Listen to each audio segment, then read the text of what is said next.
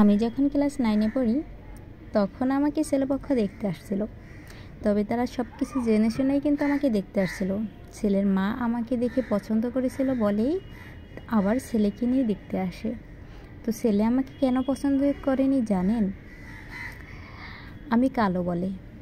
তাদেরকে জিজ্ঞেস করা হয়েছিল কেন পছন্দ হয়নি, বলেছিল মেয়েটা কালো তাই। তবে সেই ছেলেটার মা কিন্তু তালিম করত, আর ছেলেটাও নামাজি ছিল, একটু হুজুর টাইপের ছিল। তো হুজুর ছিল তাও সে কালো মেয়েকে বিয়ে করবে না। একবার ভাবুন তো বিষয়টা কেমন না।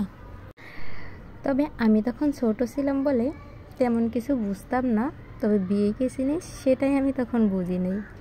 কিন্তু এখন মনে মনে ভাবতেছি যে তখন আমাকে কালো বলে সেই ছেলেটা রিজেক্ট করেছিল। তারপর আরেকটা ছেলে দেখতে আসছিল যখন আমি ক্লাস 10-এ পড়ি।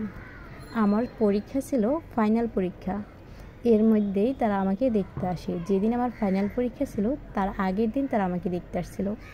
ছেলেটা বিদেশে থাকে, তার বাপ মা হজ করে আসছে। তখন আমি মোটামুটি ভালো কিছুই বুঝি, যেমন বিয়ে কী জিনিস সেটা তখন বুঝতাম। তখন আমি বিয়েতে রাজিই ছিলাম না।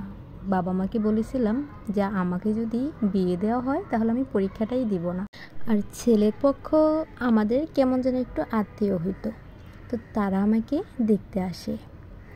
দেখতে আসার পরে তারা ফাইনালি কিছুই জানায় না, যেমন আমাকে শাড়ি পরে দেখে, তারপরে সেলোয়ার কামিজ পরে দেখবে, তারপর হাঁটাইয়া দেখলো, মানে অনেকভাবে দেখা হয়েছে। আর আমার আব্বু গোটা করে বড় আয়োজন করেছে, তাদেরকে একবারে খাবার টাবার খাইয়ে দিছে।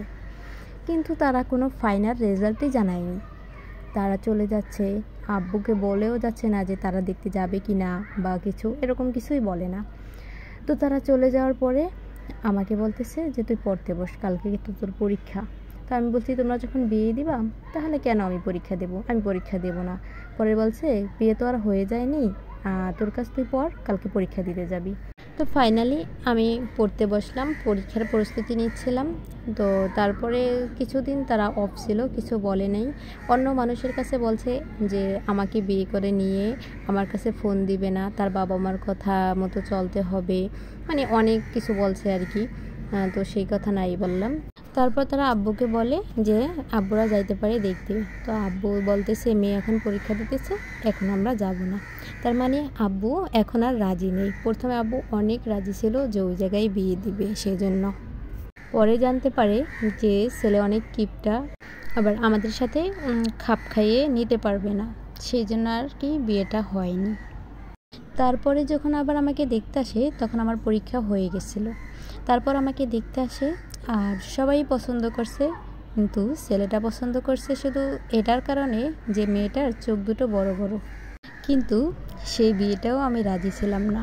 তাও সেখানে আমার বিয়ে হয়ে গেছিলো, কিন্তু বেশি দিন আর টিকেনি।